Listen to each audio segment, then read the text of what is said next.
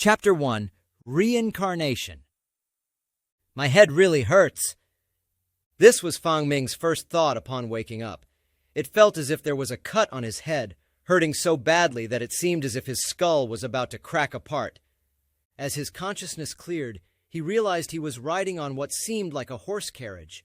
His body bounced along to the rhythm of the moving carriage, sending shock waves through the wound. The pain was so great that he had to suck in several sharp breaths. Opening his eyes, he surveyed his surroundings. What filled his vision were walls formed from hollowed planks. Sharing this carriage with him were quite a few fair-haired and blue-eyed youths, their eyes closed in their reverie. Not one of them bothered to spare a glance in his direction. He seemed to be lying down on the floor of the carriage. Feeling the biting cold from the wood, Fang Ming realized that his body would not be able to bear lying down much longer. To avoid catching a cold, he struggled hard to get up in a hurry. At that moment, he felt a sharp pain lancing through his head. The pain was sudden and brought with it a flood of strange memories. Fang Ming's eyes rolled back as he fainted. "Leylin! Leylin! Wake up!" Fang Ming heard in his daze and couldn't help but open his eyes. Is this reincarnation? He still clearly remembered the dazzling flames from the energy reactor's explosion, one that was impossible to survive with his lack of protection. On top of that, this type of carriage made of wooden planks was considered an ancient antique in his old world and would definitely not be used. After organizing the new memories in his mind, Fang Ming gained some insight about his body and this world. This realm was in an era that was similar to the European Middle Ages. But there was something more to this world than that, the presence of a mysterious force, the presence of magic. The original owner of his current body was called Leylin Farlier, and he was the son of a minor noble. He had been tested to be gifted with the talent to become a magus, and as such his father, Viscount John Farlier, had pulled strings to allow him to become a magician in training, an acolyte. The horse carriage he was currently on was traveling towards a magic academy. The one who had woken him up was a large male youth. His large eyes were surrounded by his thick eyebrows, which complemented his long, straight nose and sparkling gold hair. Although his face was somewhat tender, showing his youth, he had a sturdy, muscular body. He looked extremely manly. Seeing that Fang Ming had awoken, the boy laughed happily. "Ha ha, Leylin, you're finally awake. If you had been even a few minutes late, you probably wouldn't have made it to dinner. You don't want to starve, do you?" Fang Ming lowered his eyes. After some thought, he figured out this person's identity. "Thanks, George." All the youths on this carriage had been tested to be gifted with magic. George was a count's legitimate son, and a favored one at that. When his gift was revealed, the count spent a lot of resources and pulled many strings in order to enter a magic academy. "A count?" Fang Ming inwardly thought. His memories returned to Leylin's father, Viscount John Farlier. His lands were about as large as a single city from Fang Ming's previous life, and he had thousands of soldiers under his command. In this world, noble rankings were inexorably tied to personal strength.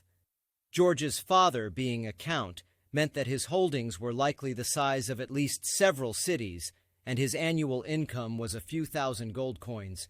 And even with such finances and power at his disposal, it had taken a lot of effort for him to get George on this carriage. Fang Ming couldn't help but wonder how Leylin's father managed to do the same for him. Even as he began to ponder the question, another sharp pain jolted through his head, and another scene appeared in his mind's eye. He was in a dark room, with the musty old shelves lining the sides filled with a sense of antiquity.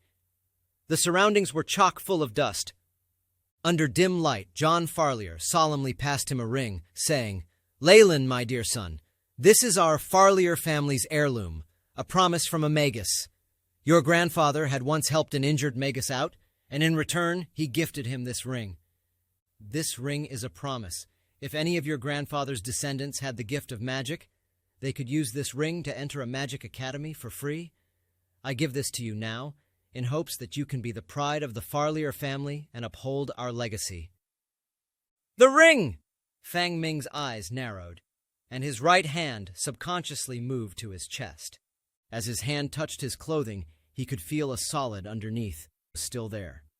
Heaving a sigh of relief in his heart, he thought to himself, "Phew! Either those guys didn't recognize this as a treasure or there's a restriction of sorts. Either way, thank goodness this wasn't snatched away." Fang Ming was a scientist in his former life, and the very mention of such a mysterious force as magic filled him with a desire to conduct some research about it. Furthermore, he didn't want to be chased back home because he had lost such an important proof of entry. Although he had taken over this body and even its memories, he was still very different from the original Leyland. His family members, who had spent years with him, would easily be able to tell the difference. If they mistook him as being possessed by a demon and perhaps begged one of those mysterious magi to investigate, it was extremely likely that he would be found out. However, if I can enter a magic academy, I probably won't return for at least several years. By that time, any changes in behavior will be written off as par for the course. Magi are known to be strange and eccentric. At that point, it would be strange if I hadn't changed at all, not if I had.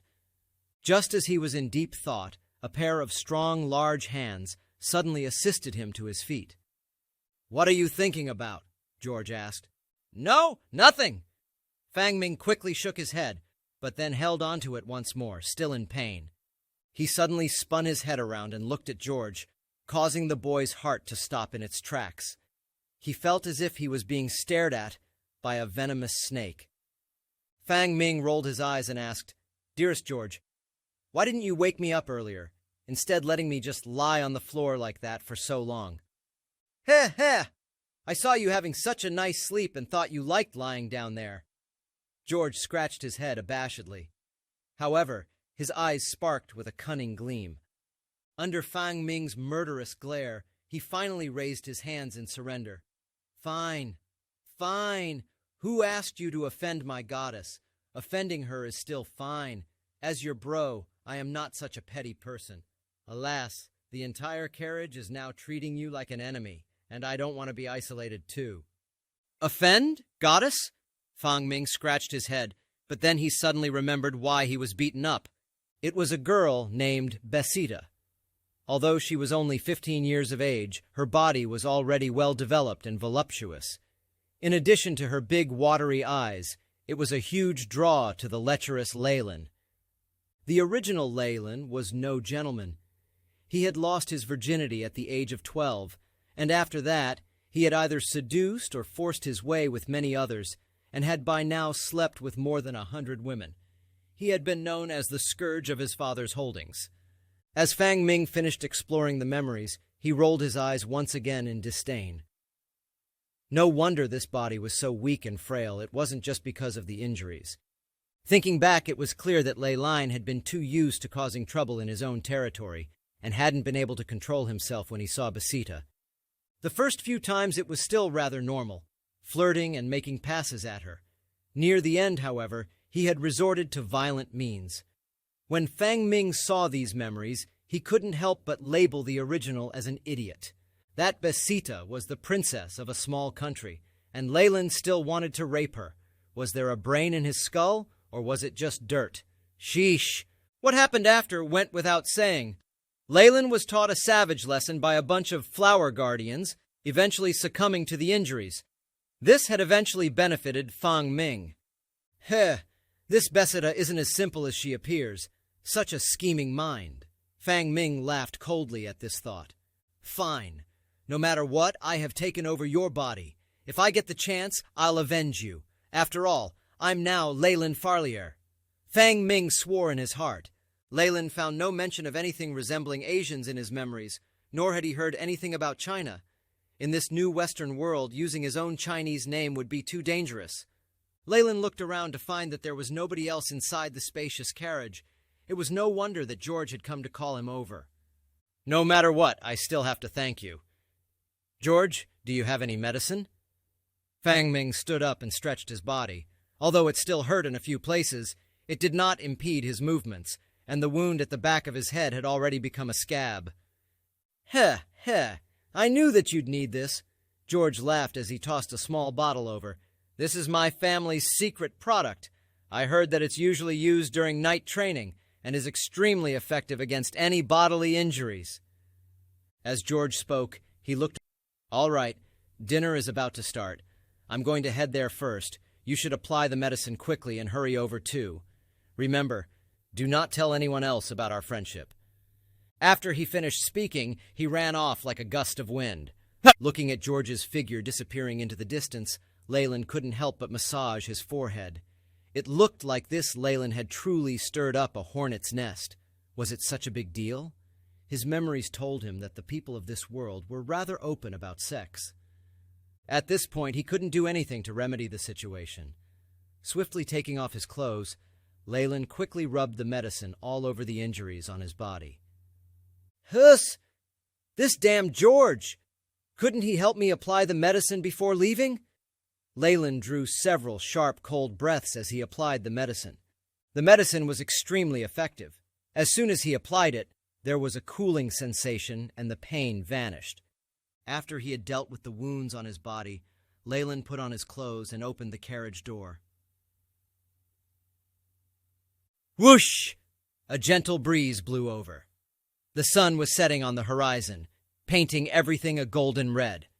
Leyland's eyes moistened as he muttered, "No matter what, it feels good to be alive." Looking at the surroundings, he noticed several large carriages forming a circle to make a crude, temporary campsite. There was a large fire in the middle. There were many youths around the fire, sitting and resting on cloth mats laid on the ground. They were laughing and playing with each other while eating the bread in their hands. Leyland walked towards a table that had quite a few breads and juices placed on it. According to his memories, this was where food was distributed. When he approached the area, he saw that there were a few people queuing up. As they spotted Leyland, their gazes turned to ones of derision. Although Leyland thought of himself as thick-skinned, he still found it somewhat difficult to endure. Still, he did not leave. No matter what, he still had to eat. "Hurry up!" A hoarse voice rang out. "So, sorry, Lady Angelia." A freckled boy quickly apologized and took his share of the food before running away. "Beep! Danger alert! Danger alert! Host body is extremely close to a source of danger. It is recommended to move at least 1,000 meters away."